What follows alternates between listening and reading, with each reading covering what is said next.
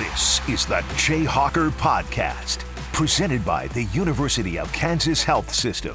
Welcome to another edition of the Jayhawker Podcast. I am Greg Gurley along with Wayne Simeon, brought to you by the University of Kansas Health System, Black & Veatch, and Xfinity. A lot going on after the season. We just finished just had the national championship games.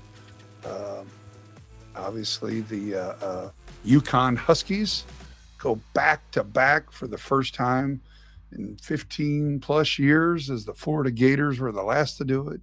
Duke before then, and UConn looked pretty dominant.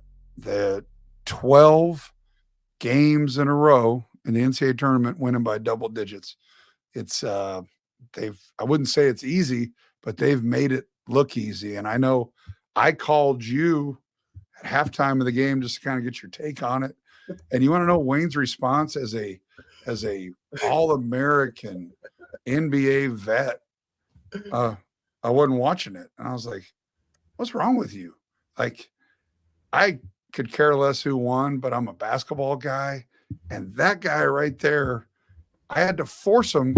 Seabass. I had to force him, kind of guilt him into watching the national championship game.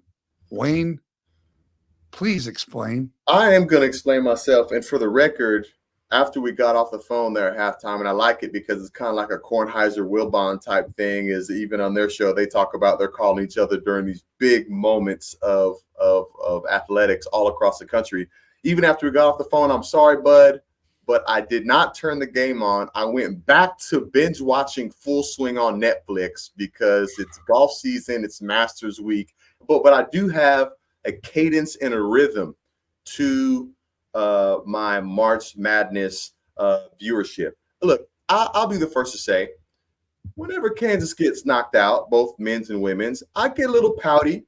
I get in my mood, and because you and I eat, live, and breathe it for so much of the season, I need a little bit of a getaway. I need a little bit of a disconnect. So this is what I like to do. Hold on. This is what I like to do. As soon as Kansas is knocked out, usually my attention goes to the last kind of 10 to 12 games of the NBA regular season because there's a lot of jockeying for playoff position. So the basketball gets good there. It's usually the Masters week. Okay, so I'm usually kind of tapped into there. Then I'll finish out the NBA finals. And then when you hit that lull during the summer is when I actually go back and I'll rewatch some of the college basketball games. So there's a couple of, I want to see the North Carolina-Alabama game. Of course, I'm going to watch all the Final Four matchups. So I get in a little mood, but I eventually circle back to check things out. But with that said, I'll leave you to the commentary for the Final Four and the national championship game because, look, full transparency and unashamedly, unapologetically, I was binge watching Full Swing on Netflix. Which I will agree with you on that. It's a fantastic show. Fantastic. I'm only 3 episodes in, but I love the behind the scenes. I was watching the Ryder Cup. It's a dual series. I was watching the Ryder Cup episodes, and I was locked in. So once you get to that in season 2, you're going to be like, oh, I get why Wayne couldn't budge from his TV. You're lucky. You're actually lucky I picked up the phone for you in that. That's how much I think about you, is I was dialed into my favorite series, and I picked up the phone for my good friend Greg at like 9:30 p.m. Well, so you're what you're saying is something that's recorded and able to stream anytime you want it. You couldn't set aside 3 hours to watch the sport that you played, and then as research for this Jayhawker podcast that we enjoy so much. So I now have to carry the load of talking about the game, and I don't know if anyone's actually very interested. They might be more in your camp because I'm kind of with you. When we lose, I don't watch the screaming and yelling shows on ESPN, the Stephen A. Smith and Shannon Sharp, or they all seem to just yell at each other about, it seems like all they ever yell about is NFL offseason, even when the Final Four is going on, which is a whole nother issue. You're like the day of the national Monday, I actually turned some of them on, and you know what they were talking about? Salary cap. Who's going number one quarterback? Salary cap of the Denver Broncos, or things that have nothing to do with like anything right now in April. And they don't give college basketball the time it deserves. The women's NCAA tournament and quite frankly the whole season captivated our country because we had villains, we had great players, we had great teams. The Final Four had a ton of storylines, and everyone watched. Me included. I'm not that I'm not a fan. I just kind of take my time and utilize it as I can with all the things that you and I have to juggle. But I swear I watch more women's basketball this year than I ever have in my life combined. I enjoyed it. It was captivating. It was fun. And at the end of the day, the best team won. South Carolina was the best team. They didn't have the best player or players, but they had the best team. And Caitlin Clark and Paige Beckers and Angel Reese will go on to great careers. But South Carolina, that was unfair. It's kind of like UConn. They just out muscled, out athletic. They had too much, and the men and the women just could not give them a game, and then they ended up winning it going away on both sides. I thought the UConn, when you didn't turn it on, I called you when it was 36-30 at half, and Purdue was hanging with them. They missed some easy ones, but they made some tough ones. They were within 6, and then it all turned, and UConn just separated themselves. And the modern era of college basketball is 3s versus 2s.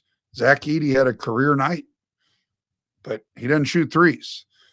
Purdue made 1 3. UConn didn't make a ton, but they were so much more efficient, so much more just in tune with everyone. They'd penetrate, make the right pass. They'd block the right shot. They'd beat them in transition. They just did everything correct. And that's how you win 12 games in a row by double digits. So impressive. Yeah. And back-to-back national titles. You can love or hate Danny Hurley. I don't necessarily like him, but you got to respect him. I mean, he doesn't care what I think. He didn't care what Wayne Simeon thinks. He cares what his bubble thinks. And right now, his bubble is pretty damn strong. Well, without having watched the game in its entirety, I do have some thoughts about UConn. And much of it is centered with a lot of respect. I mean, a lot of respect. And this is why it applies to a show like this, the Jayhawker Podcast, because clearly, historically, Kansas has been designated and deemed, rightfully so, a blue blood.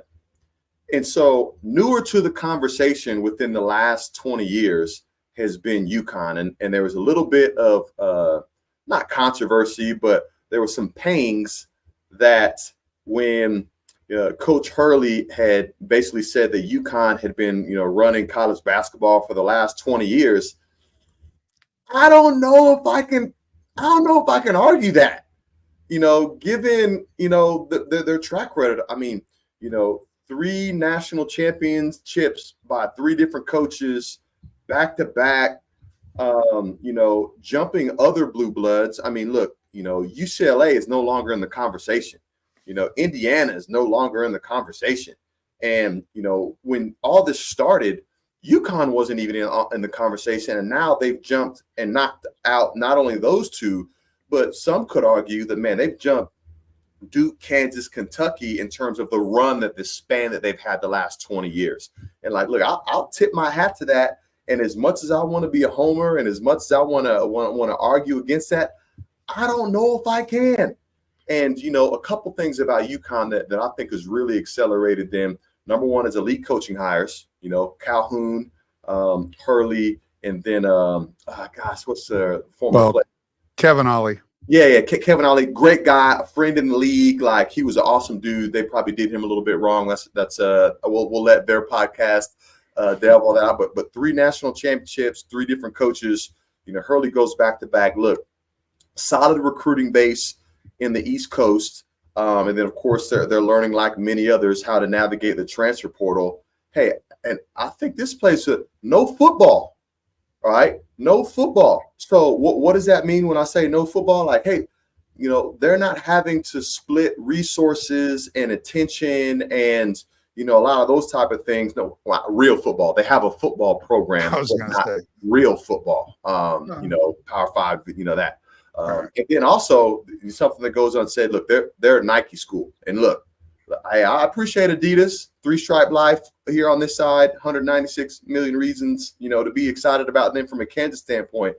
But when you look at the last 20 years of national champions on both the men's basketball side and the college football side, there's only been three non-Nike schools to be able to do that. So, like, look, whether we like or not, like, kids like Nike, the brand is a championship and very reputable, and maybe it serves them well. And those three being Kansas, Louisville, and Auburn, who's, Louisville with the asterisks, obviously with what happened with the basketball, that I didn't put the asterisks there. It's there legitimately. And then Auburn, being an Under Armour school. So, look, they've got some nice ingredients over there, and it doesn't feel like they're going away anytime soon. It doesn't feel like this is a flash in the pan. Or something that's gonna, fade away. Maybe like we've seen, another nice, championship run or Final Four run by a team that sneaks in there, maybe like a Baylor and the like.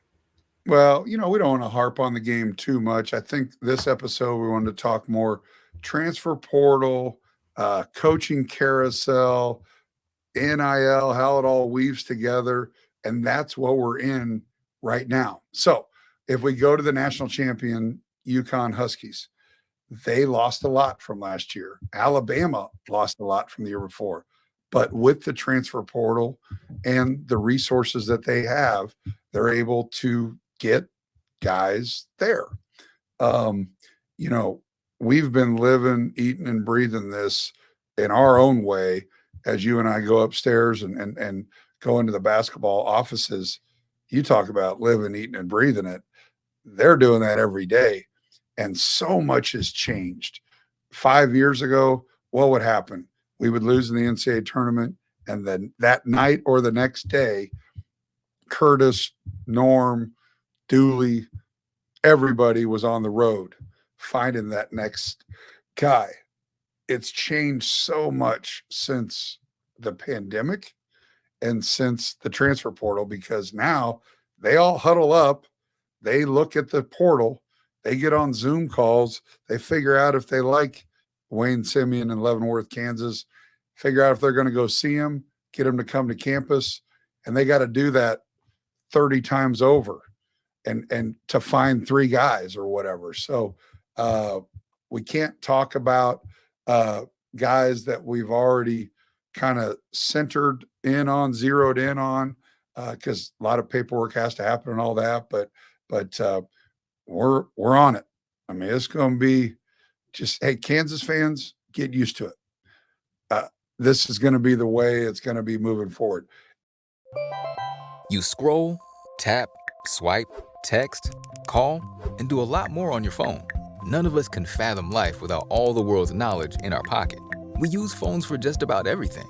But when it comes to doing the bigger things, like streaming, gaming, and working, you shouldn't be limited to just your phone screen or mobile plan. You see, millions of Americans don't have home internet. They're forced to do everything on their phone or through their mobile service via a hotspot. Or they go to public spaces and use unsecure Wi-Fi, which can be problematic when dealing with personal or sensitive information. You deserve reliable home internet to fit your life and your budget. And right now, Internet Essentials Plus from Xfinity is free through the Affordable Connectivity Program. Get unlimited data and equipment included with no annual contract. Go to Xfinity.com/free to see if you qualify. Restrictions apply. After program participation ends, Comcast standard charges, taxes, and fees apply. May not be combined with other offers. I had this patient. His cancer treatment had him in the hospital for a while. One day, he was telling me about his grandson and how a big night was coming up for him. So we arranged to make it a big night for my patient too. I sometimes wonder if I'm doing all I can. Then I help make a moment like this possible, and I know I am. It's going to be hard to find the KJ Adams and the DeJuan Harrises that are here for 4, 5, and in DeJuan's case, 6 years. That's not reality. We're fortunate. People love it here. DeJuan and KJ aren't going anywhere, but they're going to have new teammates every year. The coaching carousel is a whole nother thing. Well, before I get to that, let's talk about the portal. Let's talk about our needs. Let's talk about what we know. So what we know right now is essentially DeJuan and KJ are coming back. We haven't heard anything yet on Jamari, Elmarco, and Hunter, or really Johnny Furphy. Johnny Furphy's got a lot of decisions to make. They all got a lot of decisions to make. So as we deconstruct and then construct our roster, I think we all know what we think we need, but it doesn't matter what we think. It matters what Bill thinks. I will say this. We aren't going to go into next season not having guys that can score off the bounce, guys that can create, guys that can shoot. And this is not an indictment on last year's team, but we see what the 3-ball does. And we saw it all year. On games we lost, we get outscored by 21 points from a 3-point line. That math doesn't work. I looked at the box score. I was a little bit off on the 3-point line for the national championship game. 1 3-pointer for Purdue, 6 for UConn. 6 of 22. Not a great line, but you still got to be able to make threes. 3s versus 2, the math don't work. That math don't math. So what, as you deconstruct and construct our team for next year, tell me your thoughts. Man, great question. Great insight there. Before I get to the deconstruct and construction, I want to take some time and offer a little bit or a lot of appreciation for 2 players that you just mentioned, because we may not ever see players like them again. And that's DeJuan Harris and KJ Adams. Whether right, wrong, or different, whether we like it or whether we don't like it, I think you are right. The times of being able to have a kid come in as a freshman, to see them grow, mature, have a breakout game, have the highs and lows, work through it, come off the bench, work their way into a starter, all the things that kind of endeared us to certain players historically over Kansas, particularly that DeJuan and KJ have done. We might not see that again. So with that said, I'm going to appreciate them and their story and their stick-to-itiveness as much as I ever have before, because there's no guarantee we'll ever see players like them again. And I would invite the Jayhawk Nation to be able to do the same. Look, personnel-wise, we know we need shooters, scorers, length, athleticism. But it also is important to note that just because we find a guy in the portal that might seemingly fit that criteria doesn't mean they'll always fit. Fit is as big of as in, I can't quite see that. What we got here? What's that note say? Stick-to-itiveness. Okay. Is that spelled correctly? So, I put it in my cell phone to see if spell check comes up right there. So, but we'll go ahead and give you the benefit of the doubt right there, since you have. Sorry to interrupt. I was just trying to write that down because I've used that word before and I want to know how to spell it. Nice. Yeah, and it's a real word, by the way. It's not something that we've made up. It's actually a real word, and a real characteristic that those guys have shown. But yeah, I love that you concentrate on those 2 guys, because what they've given us, and it's easy nowadays to just say, guy, the season didn't go right. I just want a fresh start. And I'll harken back to 2 years ago we won the national title. It's been easy for Jalen Wilson to leave. It would have been easy for a lot of those guys to leave, especially after the ass whooping we took against USC. That wasn't fun.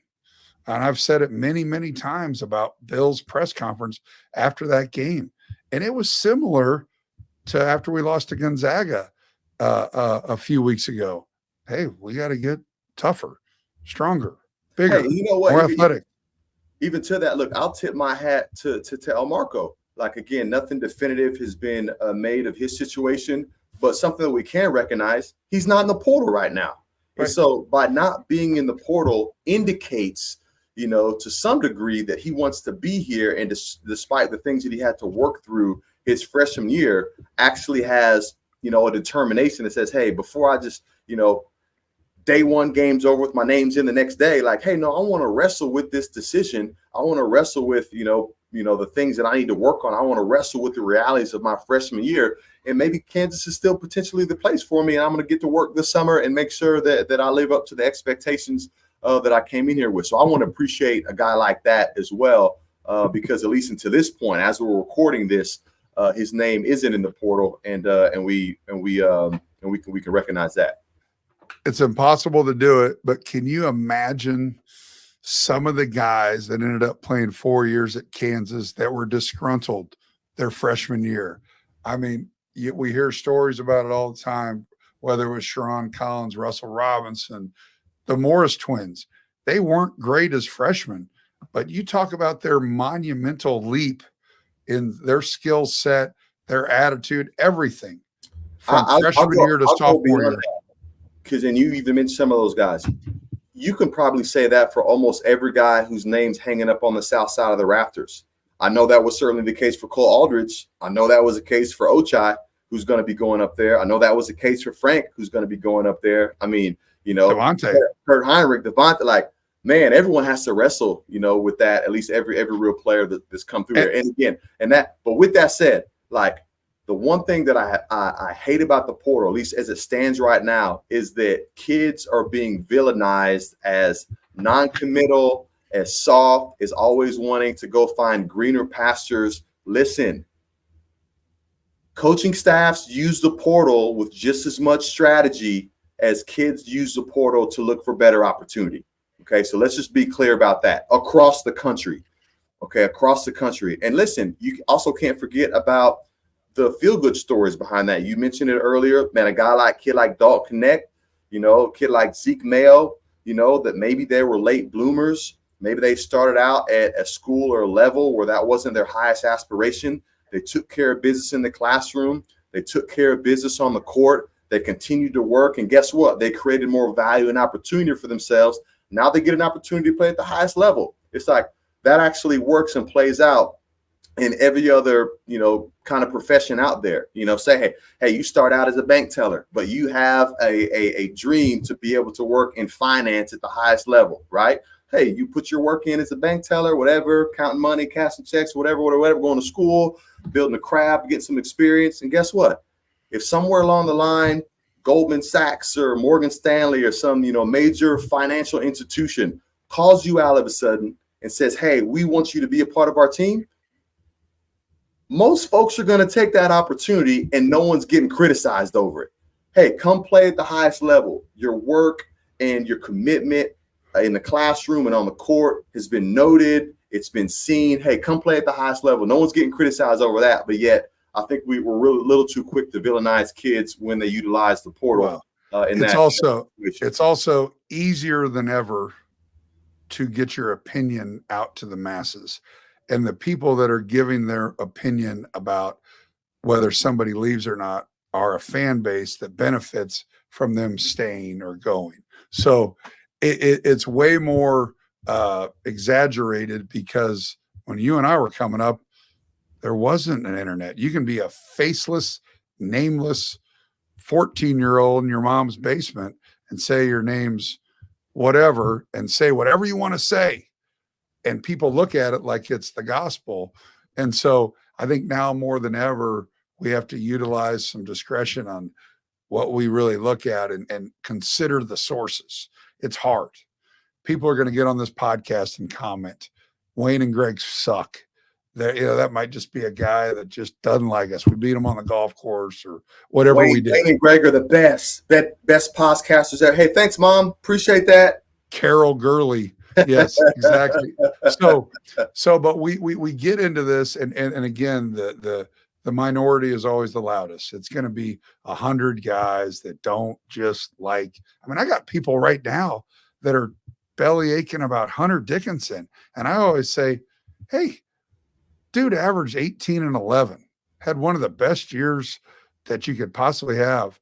Could he have averaged 25 and 15? Sure. But Hunter and DeJuan and KJ, just like anybody, benefit from having good guys around him that can do some dynamic things. We just didn't have that last year, and we had some injuries. You put guys around him that are dead-eye corner shooters. You put guys around him that can create lanes to the basket off the bounce. That makes Hunter that much more dangerous. Then you can't double, because when he's a great passer, he throws it out, you kill him. You got to single team him. Everyone's going to be more efficient with more with more weapons on the floor. I choked myself up. Yeah, it's true. And to the point that you made with Hunter, he might be the least celebrated second team All-American that we've ever had, maybe of all time. I know there's plenty of teams all across the country that are, contenders that would love to have a 7'2", second team All-American, especially one that could potentially return in the Kansas uniform. So how about this coaching carousel? I did not see. I love the drama when it ain't us, so I love it. I did not see the Calipari to Arkansas thing coming. So if you're Kentucky, you got to be ecstatic. I mean, he was about to lose his job, and don't go crying elephant tears for him, because losing his job meant he would have got a $32 million check and then been able to go to Arkansas. So the happiest people in the world right now is the Kentucky boosters. Like, all right, we just saved $32 million. We can go out and get who we want. But to your point earlier, you made a statement. The grass isn't always greener. And they've now got to make the right hire that can handle Kentucky. Like, it's the Kansas job, the Duke job, the North Carolina job.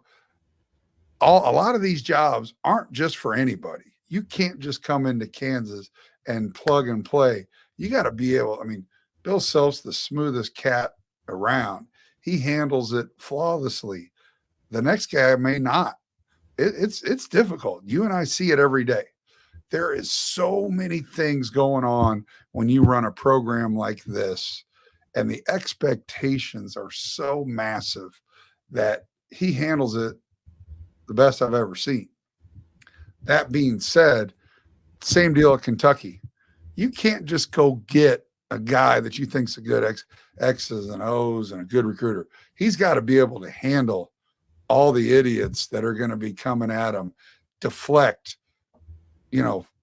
build promise, build excitement. Like, you can't just be a cheerleader and run and go jump in the stands at Kentucky. They don't care about that. They might care about it at some places, but that ain't doing it at a blue blood old school place. You got to be the right guy. And so careful what you wish for, because now you got to make the hire. Now, granted, you saved $32 million or whatever. You got to make the right hire now. Yeah, it's been as entertaining of a coaching carousel across the board, not just the latest one that you mentioned in terms of Cal to Arkansas, but across the board from start to finish, with some incredible jobs being opened up, all across basketball. And that's one of the unique things that I enjoy kind of following and tracking, again, with the caveat when it ain't us. But one thing that I draw back in terms of our context and thinking about Cal's ability and, how efficient he's been, at least historically, not as of late, at Kentucky. He's like, look, no program is exempt, right? No program is exempt from a couple bad years. No program is exempt from a couple early round exits. No program is exempt, Blue Bloods included, from a once national championship type coach, not getting the job done or not meeting expectations, and him getting shown the door. And so, again, as I talked about DeJuan and KJ with appreciation, man, it makes me tip my hat and appreciate even more the job that Coach Self's done over his 21 years here and 2 national championships and so on and so forth. not feeling sorry for Kentucky, but I think that as we talked about the portal and the coaching carousel, I think these two things are kind of blended together, because one of the things that probably appealed to Cal about being able to get out is that now in the portal and the NIL era, he can go and contend for a national championship immediately at a school like Arkansas. You don't have to be at a Duke or a Kansas or a Kentucky to be in the hunt for a national championship right away, because guess what? Arkansas is in a power conference and they have resources. All right, they've already proven themselves to be national champions, as we saw back in the early 90s under Nolan Richardson. I grew up watching that. Awesome era and version of type of basketball to watch. But I would consider Arkansas to be in the hunt immediately with the addition of a guy like Coach Cal, and then also with the resources, particularly directed to NIL, that they have down there with the corporations they have connected to that program. And so that'll be interesting, but also the domino effect in terms of how that affects who's going to fill that Kentucky vacancy. Could it be Scott Drew? Could it be Nate Oates? I'm very, very impressed with Nate Oates all the way back to his time at Buffalo. I think he's done more with less. If I were Kentucky, I'd throw the bag at him to try to peel him there. Again, could it be Scott Drew? Could there be a new vacancy in the Big 12? Does that then cause Jerome Tang to consider movement? Like, hey, it's got kind of implications within Big 12 country, and I'm here for it. I want to be front row with the bowl of popcorn, figuratively watching how this thing plays out. Arkansas, do you know how many players they have right now when John Calipari took the job? Which actually is to his advantage. 100%. And he's 100% to his advantage, because you don't have to get the wrong guys off the bus. Clean slate. I get to get my guys in year one. Are you kidding me? That's how teams flip real fast, man. I'm telling you. And in the business of college basketball and college sports right now, you mentioned it. He's got the resources now. Not that he didn't have them at Kentucky, because he did. But now, if you believe what you read, which in this instance, because of what you said, businesses in Arkansas, Walmart, Tyson Chicken, the Hunt family, Jerry Jones, those are some fat cats right there that can throw together, let's call bees. They got bees, billions. And for them, for the four of them to throw $5 to $8 million at it is, it's a nice dinner somewhere for them. For that, like me and you guys, like us fundraisers, we low hanging fruit. Like, okay. So my point being, he can basically be RC Buford and build a team as a general manager.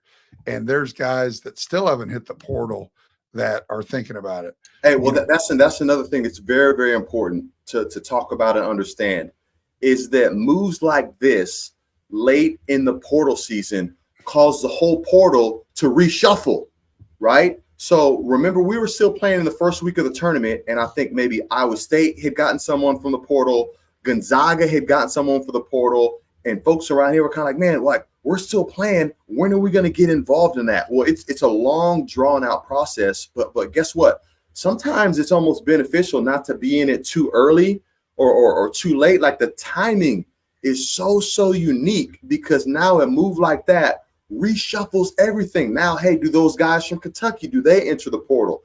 Who's going to get the Kentucky job? Now, do those guys from that coaching position change? Do they now go into the portal? Now, do we have more offerings and options for players that we can add to our roster? And so it's really, really unique as you think about these instances that are happening that are seemingly far away in other conferences. They have direct implications for Kansas basketball. I mean, I saw Mark Mitchell at Duke, Kansas City guy, McDonald's All-American, had a really good 2 years at Duke. He's in the portal.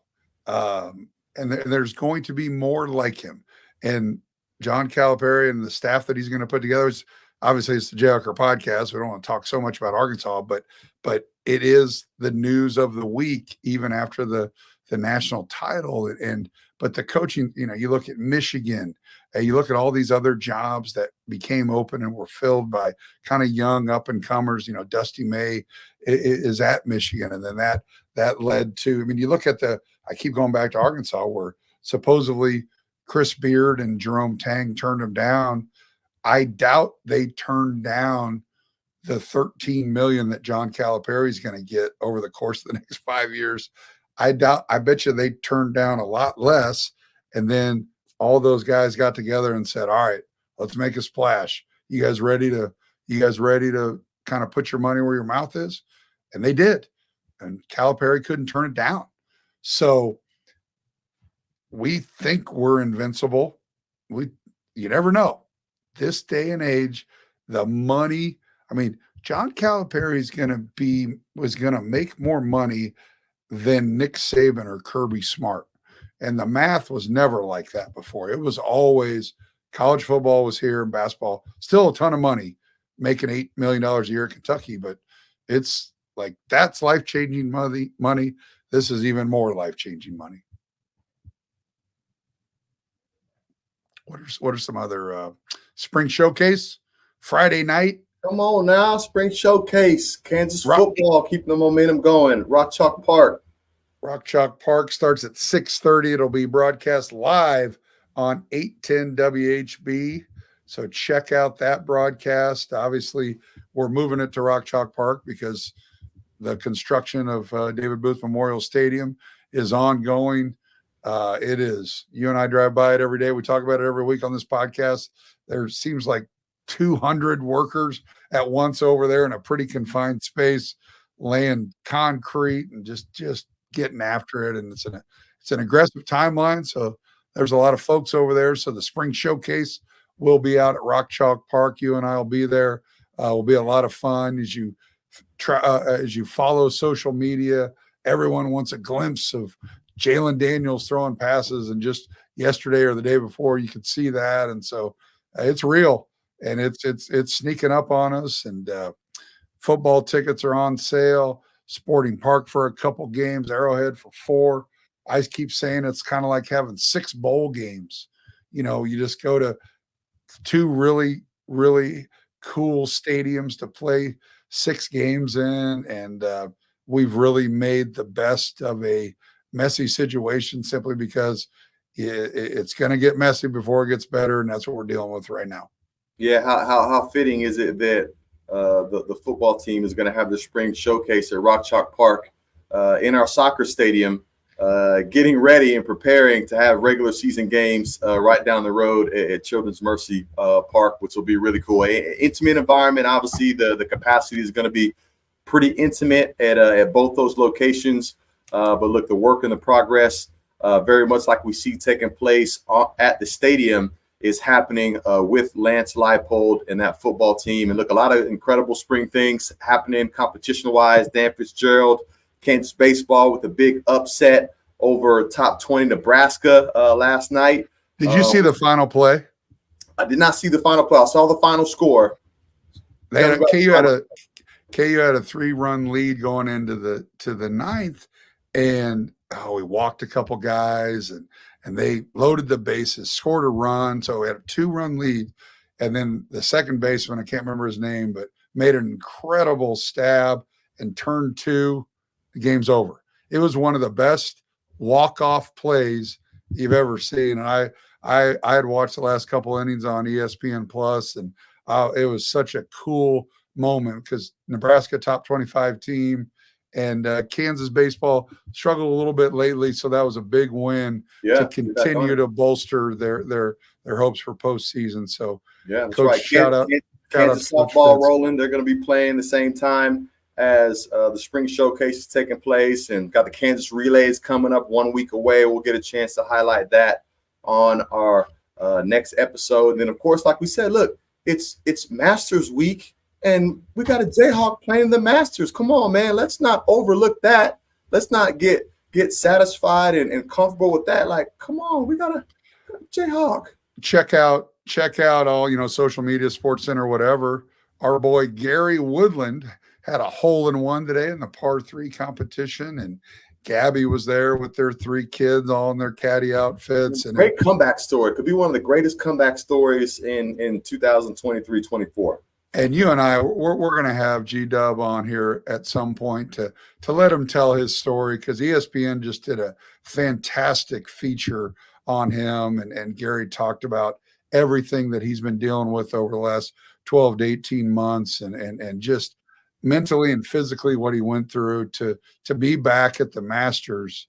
It is such an unbelievable mental and physical feat for him to accomplish. And it was so cool to see him with that hole-in-one today. We learned a new word today, stick-to-itiveness, which I spelled out. I'm going to look it up in Webster's. I want to wish my little baby Jane Gurley's turns 21 today. So I've got a 21-year-old and a 24-year-old. We're going to have a great night dining in our favorite places downtown Lawrence on Mass Street, and then out for some adult beverages afterwards legally. So please, Lawrence Police Department, we'll be out there and living it up on a weeknight in Lawrence, Kansas, celebrating Jane Gurley. Yeah. So, well done, man. Enjoy. That'll do it. Another edition of the Jayhawker Podcast in the books, brought to you by the University of Kansas Health System, Xfinity, and Black & Veatch. Got a lot to, as we move on. You mentioned Kansas relays. We'll recap the spring showcase. Transfer portal will be an ongoing weekly, daily, hourly discussion, men's and women's. Well, all sports. It's just there's supposedly the NCAA is going to have a new rule change to the transfer portal, which will make it even easier to transfer. Now they put a few little guardrails in there, but supposedly here in the next few days, that's going to be announced. So a lot to talk about always on the Jayhawker Podcast. Big Dub, always fun. Catch you next time. Rock chalk. Rock chalk.